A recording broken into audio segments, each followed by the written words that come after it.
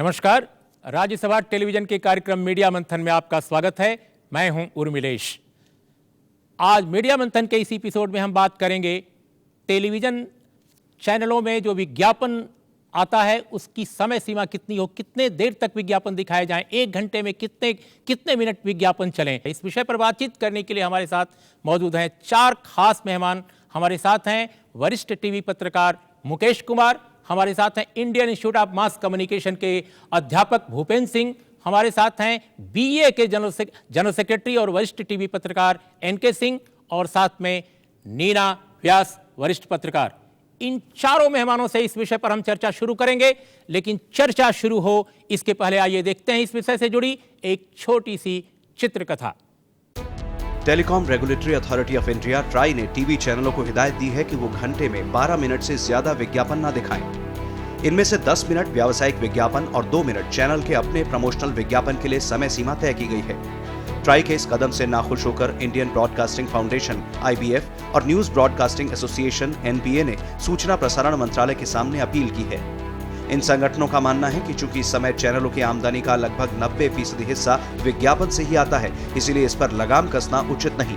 IBF का कहना है कि डिजिटाइजेशन नहीं होने के कारण सब्सक्रिप्शन से उतनी आमदनी नहीं होती कि चैनल चलाया जा सके। लेकिन दूसरी तरफ ट्राई का कहना है कि डिजिटाइजेशन की प्रक्रिया चल रही है और इसे जल्द ही पूरा कर दिया जाएगा। ट्राई के मुताबिक उसने पिछले साल ही चैनलों को इस नियमन के लिए तैयार रहने को कहा था। ट्राई का यह भी कहना है कि ये नियमन कोई तत्काल कार्रवाई का हिस्सा नहीं, बल्कि केबल टेलीविजन नेटवर्क्स रूल्स 1994 के मुताबिक उसने ये फैसला लिया है। हालांकि ब्रिटेन और अमेरिका की मिसाल लें तो वहां पर विज्ञापन की समय सीमा पर ठोस नियम पहले से हैं। भारत में ऐसे कड़े नियम नहीं होने के कारण दर्शकों को लगभग 1/3 हिस्सा विज्ञापन देखना पड़ता है। इस समय हिंदी न्यूज चैनलों पर प्रति घंटे औसतन 20 से 25 मिनट तक विज्ञापन चलते हैं। जाहिर है, ट्राई के नए नियमों को मानने के बाद चैनलों की आमदनी घटेगी। बीते कुछ साल में खुले छोटे चैनलों पर इसका ज्यादा दबाव है, लेकिन विरोध ज्यादातर बड़े चैनलों की तरफ से देखने को मिल रहा है। लिहाजा नियम कायदों पर प्रसारकों और ट्राई के बीच बहस जारी है। दिलीप खान, राज्यसभा टीवी।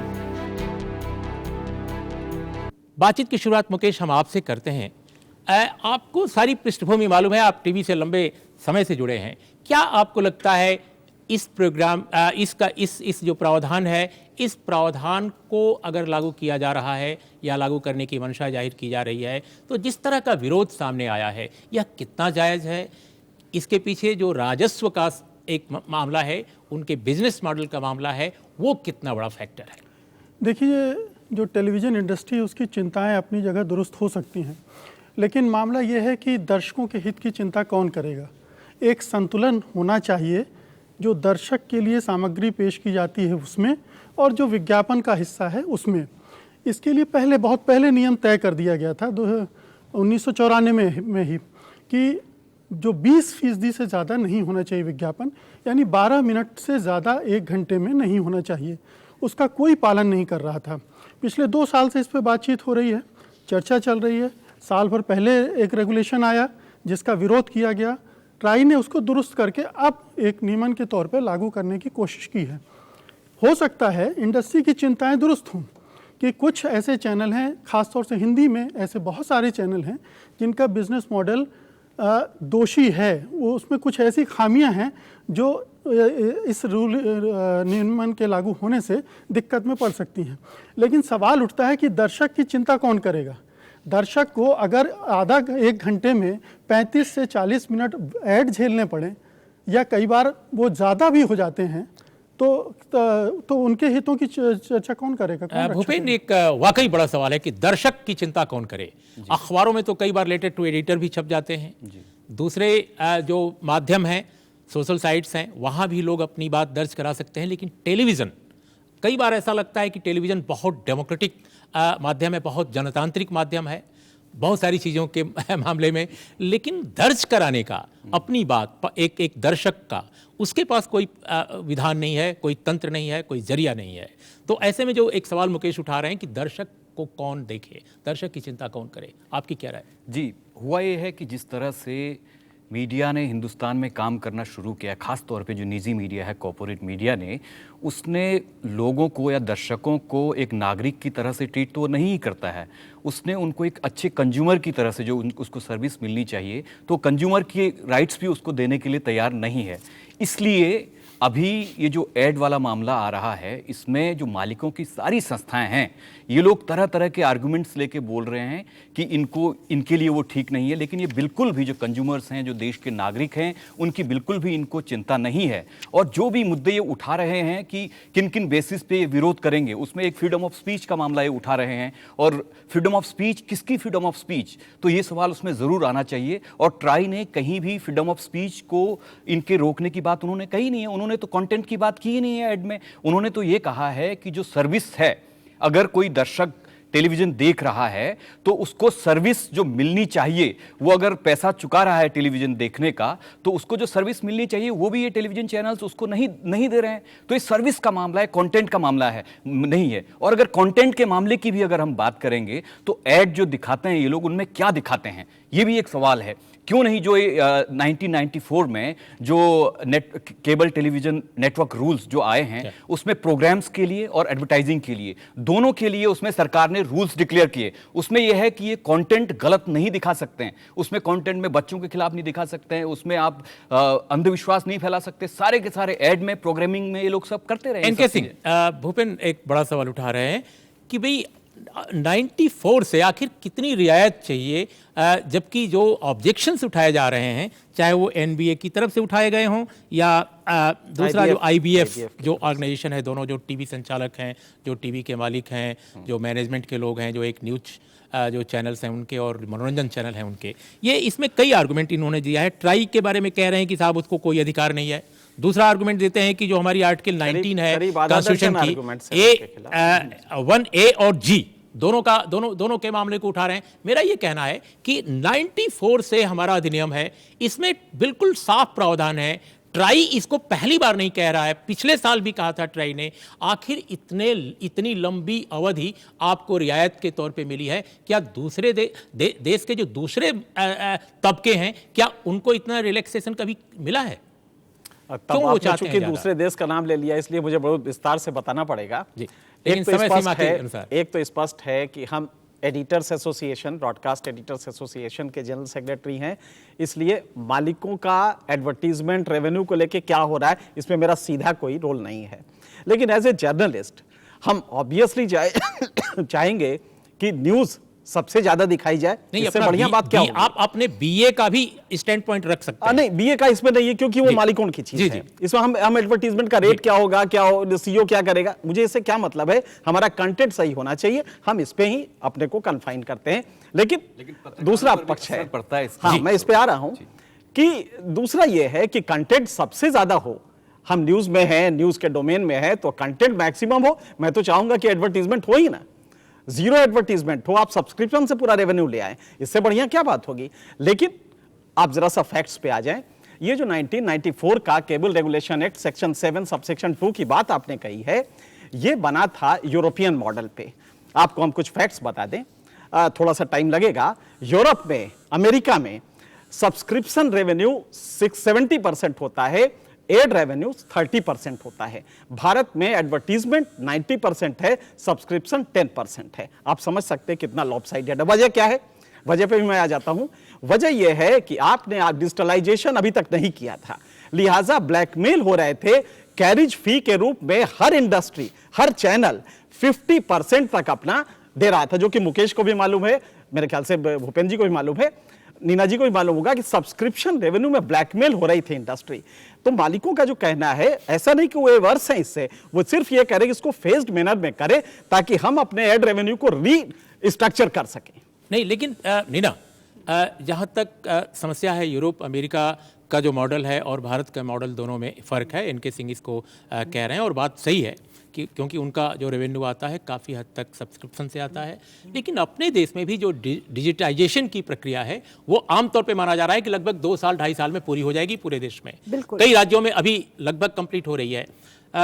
तो आपका जो रेवेन्यू मॉडल है वो इवॉल्व होना चाहिए। आपको ये देखना चाहिए कि जो प्रक्रिया है वो पूरी होने वाली है। इसमें क्यों इतना हाय तौबा मचा रहे हैं? आखिर आखिर आखिर आखिर वजह क्या है कि अगर दर्शक चाहता है, अगर लोग चाहते हैं, जर्नलिस्ट चाहते हैं, वो भी अपने कंटेंट को लेकर चिंतित हैं, तो इसमें क्या प्रॉब्लम है? देखिए, प्रॉब्लम कुछ नहीं होनी चाहिए, मगर हिंदुस्तान में ये है कि आप रूल बनाइए, कोई भी 94 बनाइए, 2000 में बनाइए, उसको लागू करते करते 10-20 साल तो वैसे ही लग जाते हैं। आपने ना केबल वालों के ऊपर लागू किया, वो चोरी करते रहे, जो उनका सब्सक्राइबर बेस है वो बताते नहीं रहे, तो वो एड रेवेन्यू उनको मिलता नहीं रहा, उसकी वजह से आपने वो 94 वाला रूल जारी नहीं किया। और ये सिर्फ केबल नेटवर्क के लिए नहीं है, एक तो मीडिया से सरकार डरती भी है, तो उसके ऊपर आपने लागू नहीं किया। हो सकता है कि कोई और संस्था होती तो सरकार भी दूसरी तरह सोचती। तो एक तो ये बात है, मगर ये करना कि वो भी चोरी करेंगे केबल वाले, इसलिए आप चोरी करेंगे या आप 50% एडवर्टीजमेंट दिखाएंगे, न्यूज़ दिखाएंगे ही नहीं। जब बाकी आप कहते हैं अब मैं 24 घंटे न्यूज़ चैनल हो, आप एडवर्टाइज करके 24 घंटे न्यूज़ चैनल की बात करते हैं। आप खोलिए बीच में, कभी कोई एंटरटेनमेंट का प्रोग्राम, कभी बॉलीवुड का प्रोग्राम आता है, कभी न्यूज़ चैनल आती है, और न्यूज़ चैनल के बीच में एडवर्टाइजमेंट। तो मैं कहती हूँ हर लेवल पे, बेशक केबल अब डिजिटलाइजेशन होने वाला है, उसको पे आप सख्ती रखिए, पूरे देश में प्रक्रिया पूरी हो जाएगी 2-2.5 साल में, ताकि सबको रूल्स। अच्छा, जहाँ 12% की बात है, कई आप किसी भी चैनल पे देख लीजिए शाम को, कभी एक ही कंपनी का ऐड दोबारा 3-3 दफ़ा आता है, तो आप एक स्पॉट के लिए आप अपना रेट बढ़ा सकते हैं, वो 3 दफ़ा स्पॉट नहीं आएगा। तो इसमें कोई दिक्कत वाली बात नहीं है, क्योंकि जब एडवर्टीजमेंट का टाइम बहुत कम रह जाएगा 12 मिनट, तो सारी जो एडवर्टीजमेंट उसके ऊपर आप उसका रेट बढ़ा से आप अपनी रेवेन्यू पूरी कर सकते हैं। भूपेन, वाकई क्या नहीं लगता है कि जिस तरह भारत का जो प्रेस कमीशन था, पहला प्रेस कमीशन, उसने भी रिकमेंड किया था कि 60-40 का रेशियो प्रिंट में होना चाहिए अखबारों में। जो बड़े अखबारी समूह हैं, बाद के दिनों में जब बाजार बहुत आगे बढ़ा तो उसको लगातार उसका उल्लंघन होता रहा, और आप जानते हैं बहुत सारे तो अखबार ये तक कहने लगे कि वो खबर के नहीं विज्ञापन के धंधे में हैं, और खुलेआम कहने लगे। तो मेरा ये कहना है कि क्या वाकई मीडिया के जो संचालक हैं, जो मालिक हैं, जर्नलिस्टों से जो इतर दुनिया है, क्या वाकई वो इतने उनकी ताकत है कि वो नियम कानून को सबको एक तरह से दबा सकते हैं, और या रिलैक्सेशन ज़्यादा ले सकते हैं जो और किसी को नहीं मिलता, जैसा नीना कह रही हैं? देखिए, ये एक तरह का नेचुरल रिफ्लेक्शन भी आप इसको बोल सकते हैं। 90 के बाद जिस तरह की आर्थिक नीतियां देश में अपनाई गई, और उससे जिस तरह से पूरा एक टेलीविज़न चैनल्स का या मीडिया का विस्फोट हुआ, वो प्रिंट में दें, इलेक्ट्रॉनिक मीडिया में, कहीं भी जिस तरह से विस्फोट हुआ, और जो निजी मीडिया घराने थे उनको लगातार छूट मिलती चली गई, और जो मालिक हैं, बड़े बड़े उद्योगपति जो कई दूसरे धंधों में भी हैं, उन्होंने मीडिया में आकर के काम करना शुरू किया, और उसका मतलब ये निकला, उससे अर्थ ये निकले कि उन्होंने अपने बाकी धंधों को चमकाने के लिए न्यूज़ मीडिया का इस्तेमाल किया। और कई इस तरह के जो मालिकाने के सवाल हैं भारतीय मीडिया में, वो बहुत महत्वपूर्ण हैं। वो आज़ादी के बाद से ही चले आए हैं, लेकिन 90 के बाद से ये मामला बहुत आगे बढ़ा है, और इस तरह से जो पूरा मीडिया का सिनेरियो है, इन्होंने देश में उसको पूरी तरह से बदल दिया है। और एक तरह से आप ये देखेंगे कि मीडिया के भीतर भी एक ही मालिक, टेलीविजन का भी मालिक है और अखबार का भी है, क्रॉस मीडिया होल्डिंग का भी मामला है। हम इन तमाम सवालों पर चर्चा करेंगे। हम ये भी देखेंगे कि विज्ञापनों की गुणवत्ता अगर बढ़े, विज्ञापन की संख्या अगर कम हो, मात्रात्मकता कम हो, गुणात्मकता बढ़े, तो कैसे टेलीविजन चैनलों के कंटेंट में भी इंप्रूवमेंट हो सकता है, उसमें भी सुधार हो सकता है। और कुल मिलाकर जो एडवर्टाइजर हैं वो दर्शकों तक अपनी बात को ज्यादा ताकत के साथ, ज्यादा बल्कि उनका संप्रेषण क्षमता ज्यादा बेहतर हो सकती है। इन तमाम सवालों पर हम बात करेंगे एक अंतराल के बाद। इस चर्चा के आखिरी चरण में हम मुकेश आपसे जानना चाहते हैं कि जो एक कहा जा रहा है कि जो हमारा बिजनेस मॉडल है, अगर इस प्रावधान को लागू कर दिया जाएगा तो धराशायी हो जाएगा, हमें बहुत घाटा होगा। उतना ये घाटा होगा या मुनाफा कम होगा, पहली बात तो यह है। दूसरी बात यह है कि आखिर बिजनेस मॉडल इस तरह का बना ही क्यों, जब ये प्रक्रिया 94 से आपके सामने थी? आपने सही प्रश्न किया है मुरली जी कि ये सारे जो चैनलों की भीड़ इकट्ठी हुई है सन 2002 के बाद आई है, और 2005 के बाद एकदम से बाढ़ आ गई है। और इस दौरान जो इंडस्ट्री में कैरियज फी का मामला है, डिस्ट्रीब्यूटर्स जो पैसे लेते थे वो बाकायदा ले रहे थे, उसमें लगातार वृद्धि होती जा रही थी। तो जो भी चैनल लेकर आ रहे थे उनके सामने तस्वीर साफ थी कि हमारे सामने ये मार्केट है, हमें इस मार्केट में ऑपरेट करना है, हमारे रेवेन्यू के सोर्सेज ये हैं और जो रेवेन्यू आएगी वो कितनी होगी। इसके बावजूद आप एक ऐसा फॉल्टी मॉडल लेके चलते रहे और आज आप जब ये नियम लागू करने की बात हो रही तो आप उसका रो रहे हैं, दुहाई दे रहे हैं। तो एक तो मुझे लगता है कि ये गलत बात है। दूसरी बात, सेल्फ रेगुलेशन की बात उठाई है ब्रॉडकास्टर्स ने। सेल्फ रेगुलेशन क्यों? अभी तक आप सेल्फ रेगुलेट क्यों नहीं हो रहे थे? अभी क्यों चाहिए? जब सरकार या ट्राई इस तरह की कोई बात करती है तब आप सेल्फ रेगुलेशन की दुहाई देने लगते हैं। आपने अभी तक क्यों नहीं सोचा कि ऐसा किया जाना चाहिए कि दर्शकों के हितों की भी रक्षा होती रहे? अब ऐसा क्या कर लेंगे आप? ठीक है, रेवेन्यू में जो डिस्ट्रीब्यूशन के रेवेन्यू है अब धीरे धीरे उसमें कटौती आएगी 2 सालों में कम होगा जी। तो उससे राहत तो मिलेगी। लेकिन मैं दूसरी बात ये कहना चाहता हूँ कि अगर ये नियम लागू होता है तो इससे भी फायदा होने जा रहा है, बशर्ते इसको पॉजिटिव ढंग से देखा जाए। विज्ञापन के रेट बढ़ेंगे इससे। एनके सिंह, जो प्रक्रिया चल रही है डिजिटाइजेशन की है, ये कंप्लीट होती है और कई राज्यों में कंप्लीट हो रही है, तो कंप्लीट हो चुकी है कई जगह, तो इससे आपके जो वितरण का जो खर्च है उसमें 30-40% तक कटौती होने की संभावना है और हो रही है कई जगह। तो ये क्यों इतना रोना धोना है कि साहब हमारा कोई रोना धोना नहीं है। आप शायद उस डायरेक्शन थोड़ा सा वो हो गया है, वो जमाना चला गया कि एक धनवान की बेटी ने निर्धन का दामन छोड़ दिया टाइप के गाने चलते थे। अब जमाना बदला है। एक छोटी सी बात में समाज के प्रति बड़ी इतने सारे चैनल आए हैं उसमें से आप भी जानते हैं कि 90% लोग ऐसे हैं जिनका मीडिया के धंधे से कोई लेना देना नहीं। बहुत गलतियां हैं, बिल्कुल सही कह रहे हैं, और इसलिए उनको इस बिजनेस मॉडल से कुछ लेना देना नहीं चाहिए। बिल्कुल सही है, प्रश्न इसका नहीं है। आपको एक फंडामेंटल राइट मिला हुआ है फ्रीडम ऑफ एक्सप्रेशन का, उसका भी है जो अनैतिक है।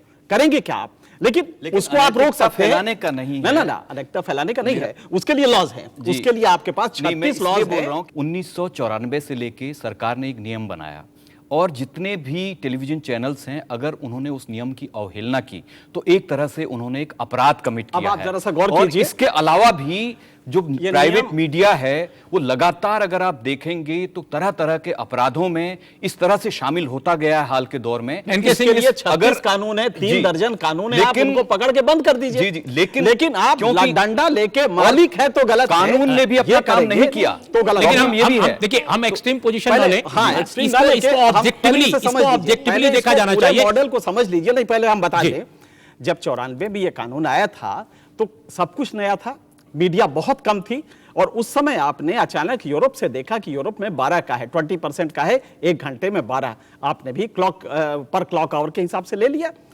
जब ले लिया, सब लोगों ने चूंकि लाइसेंस लेना है, सब लोग दस्तखत करेंगे ही करेंगे। उस समय किसी को नहीं मालूम था कि कैरिज फी आपकी 50% ऑफ टोटल एक्सपेंडिचर होगी।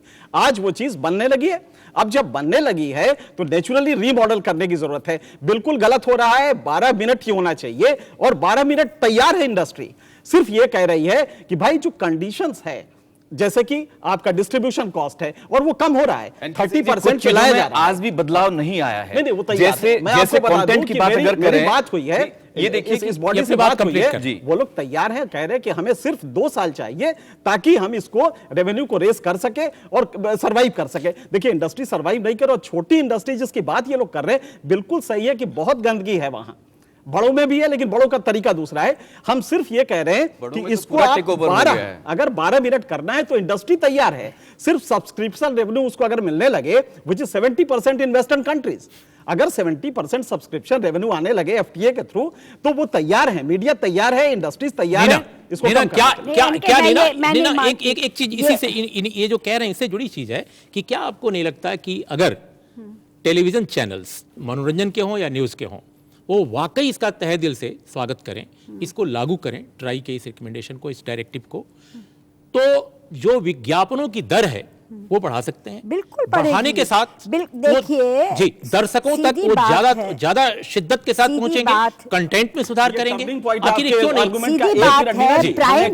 तब आप कहेंगे। एक छोटा सा चीज ऐड कर दें आप लोगों को बताने कि आपके व्यूअर्स को बता दें, हम न्यूज इंडस्ट्री में जो हाईएस्ट रेट है, एवरेज हाईएस्ट रेट है, वो पर 10 सेकंड का 3000 रुपीज है।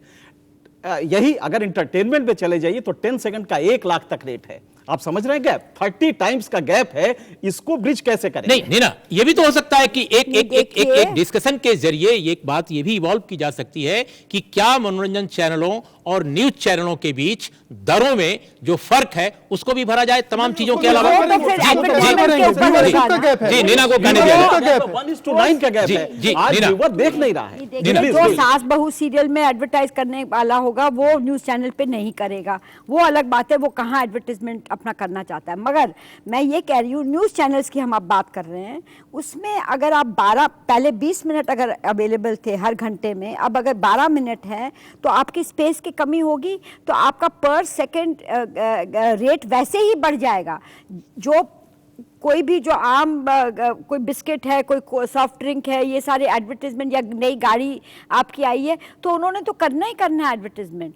और मैंने कई दफा देखा है वो एक ही एडवर्टाइजमेंट 3 दफा रिपीट होता है घंटे के अंदर। और तो इससे वो एक दफा और क्या मुकेश, आ रहा हूं मैं, भूपेन आपके पास आ रहा हूं। मुकेश, मुकेश क्या नहीं लगता कि इससे विज्ञापन के बाजार का, खासकर टेलीविजन चैनलों में उनके वितरण का एक डेमोक्रेटाइजेशन भी होगा अगर इसको लागू कर दिया जाए। जो छोटे चैनल हैं, जो मझोले चैनल हैं, जो सर्वाइवल के लिए फाइट कर रहे हैं, उनको भी विज्ञापन बेहतर ढंग से मिलेगा, भले उनकी दरें थोड़ी कम हो बड़े चैनलों के मुकाबले। बिल्कुल आपसे मैं 100% सहमत हूं कि जब ऊपर रेट बढ़ेंगे तो नीचे भी धीरे धीरे रेट बढ़ते जाएंगे और विज्ञापन ज्यादा सबको जाएगा। विज्ञापन ज्यादा मिलेंगे। और जैसा कि एनके सिंह जी ने कहा कि अगर तुरंत लागू करने में कि आज की तारीख से ये लागू है दिक्कत है, तो इसे थोड़ा सा टाइम दे सकते हैं, फेज मैनर में कर दें, लेकिन लागू तो होना ही चाहिए। 2014 तक हर हालत में होना चाहिए। लागू तो होना ही चाहिए, इसमें कोई संदेह नहीं है और कोई असहमत भी नहीं उससे। नहीं, थोड़ा सा सवाल ही नहीं अगर उठता मोहलत असहमत। मिल जाए, लेकिन इससे सबका भला होगा, टेलीविजन चैनलों का, दर्शकों का, डिस्ट्रीब्यूटर्स का भी भला होगा, पूरे मार्केट का भला होगा। ये जो नियम है ये मार्केट विरोधी नहीं है, ये मार्केट को सपोर्ट करने वाला नियम है। मैं एक बात जोड़ना चाहती हूँ। हम सिर्फ एडवर्टाइजमेंट की बात कर रहे हैं। आज के दिन में प्राइम टाइम न्यूज़ में जो इतना कम समय रहता है, बाकी इश्तिहारों से भरा रहता है, आपको इतना बड़ा देश है, गुजरात में क्या हो रहा है, महाराष्ट्र में क्या हो रहा है, बंगाल में क्या, बड़ी बड़ी घटनाएं, या केरला में क्या हो रहा है, खबर आती नहीं है। खबरों का बिल्कुल लोकलाइजेशन हो गया है। बिल्कुल सही कह रही है न्यूज़ चैनल नीना जी की बात में आगे बढ़ाना चाहता हूं। आप ज्यादा ऑल इंडिया लेवल की न्यूज़, कल्चरल भी, पॉलिटिकल भी, इकोनॉमिक भी, आप एक बैलेंस्ड न्यूज़ दे सकते हैं दर्शकों को। आई थिंक नीना एक इंपॉर्टेंट बात कह रही है, क्योंकि मुकेश, एनके सिंह और भूपेन सभी लोग मानते हैं कि एक वाकई एक अजीब माहौल पैदा हो गया है हमारे यहाँ कि विज्ञापन से जो जगह बच जा रही है उसमें हम कुछ न्यूज दे देते हैं, कुछ मनोरंजन दे देते हैं। क्या आप कुछ इसी से जुड़ी हुई बात मैं कह रहा हूं कि जब भी हम टेलीविजन के बारे में बात करते हैं देश में, तो उसके बिजनेस मॉडल पर बात आके उसी में उलझ के रह जाती है। और उसमें एक तरह से ये जो एजेंडा सेट है कि आप सिर्फ और सिर्फ बिजनेस मॉडल की बात करेंगे, क्योंकि मीडिया एक पब्लिक ओपिनियन बनाता है, पूरे देश के जनमत को तैयार करता है। उसमें आपकी प्रोग्रामिंग किस तरह से है, गरीब लोगों को आप अपने टेलीविजन चैनल्स में नहीं दिखाएंगे, और जो लोग क्रिकेट को दिखाएंगे, सिनेमा को दिखाएंगे, या इस तरह की जो बिकने वाली चीजें उनको टेलीविजन में सिर्फ दिखाएंगे, और जो पब्लिक कंसर्न है उसकी बात आप नहीं करेंगे। लेकिन दूसरी बात है,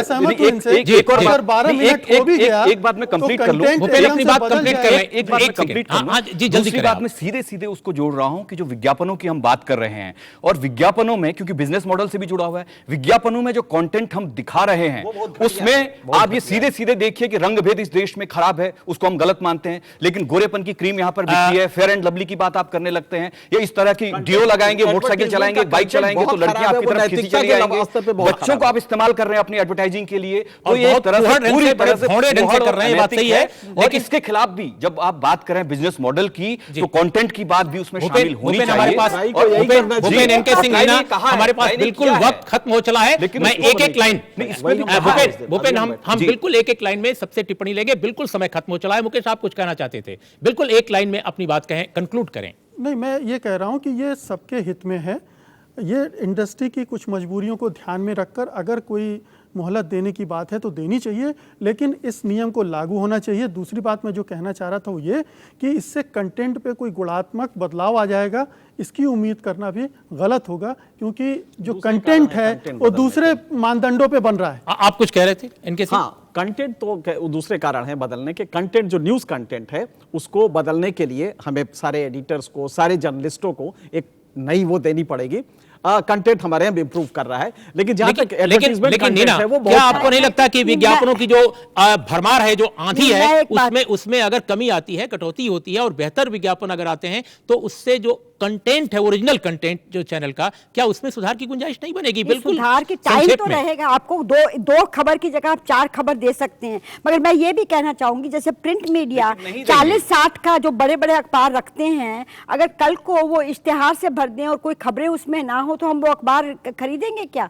और अखबारों की जो भी बिजनेस मॉडल है काफी मतलब एक्सपैंड हो रहा है, प्रिंट मीडिया भी। तो टेलीविजन ये गलत रेटिंग बात है। बढ़ाने के लिए कुल मिलाकर रेटिंग बढ़ाने के लिए तब भी ये चीज चलती तो कुल रहेगी। मिलाकर हमारे चारों मेहमानों का यह कहना है कि जो ट्राई ने कहा है उसे वाकई लागू किया जाना चाहिए। अधिक से अधिक समय सीमा बढ़ाई जा सकती है इंप्लीमेंटेशन की, इसको अमली जामा पहनाए जाने की समय सीमा में थोड़ी बहुत रियायत दी जा सकती है। लेकिन जहां तक ट्राई का कहना है उसे कतई नाजायज नहीं ठहराया जा सकता, क्योंकि ये अधिनियम का हिस्सा है। ये वर्षों से चली आ रही है प्रक्रिया, जिसको लागू नहीं किया गया। 1994 में इसको लागू हो जाना चाहिए था, उसके अनुसार ही रेवेन्यू मॉडल खड़ा किया जाना चाहिए था, लेकिन वो चीजें नहीं हुई। जो भी ऑब्जेक्शंस हैं, जो चैनल के मालिक हैं, जो संचालक हैं, उनको अगर अभिव्यक्ति की आज़ादी से जोड़ा जाएगा तो ये मुझे लगता है और आप सभी को लगता है कि ये कुछ ज़्यादा ही खींचना होगा उस बात को। कुल मिलाकर दर्शकों की परवाह होनी चाहिए, समाज की परवाह भी होनी चाहिए, देश की जनता की भी परवाह होनी चाहिए। और इसके लिए ज़रूरी है कि जो विज्ञापनों की आंधी है, जो विज्ञापनों की भरमार है, जिसमें दब के रह जा रहा है कंटेंट, दर्शक की जो एस्पिरेशंस हैं, उसकी जो इच्छाएं हैं, वो वाकई दब जाती हैं। इसको मद्देनज़र ट्राई के रिकमेंडेशंस लागू होना चाहिए। उसमें मामूली रियायतें दी जा सकती हैं कुछ दिनों के लिए, जैसा आप सभी कह रहे हैं। इन शब्दों के साथ आप सबका बहुत बहुत धन्यवाद।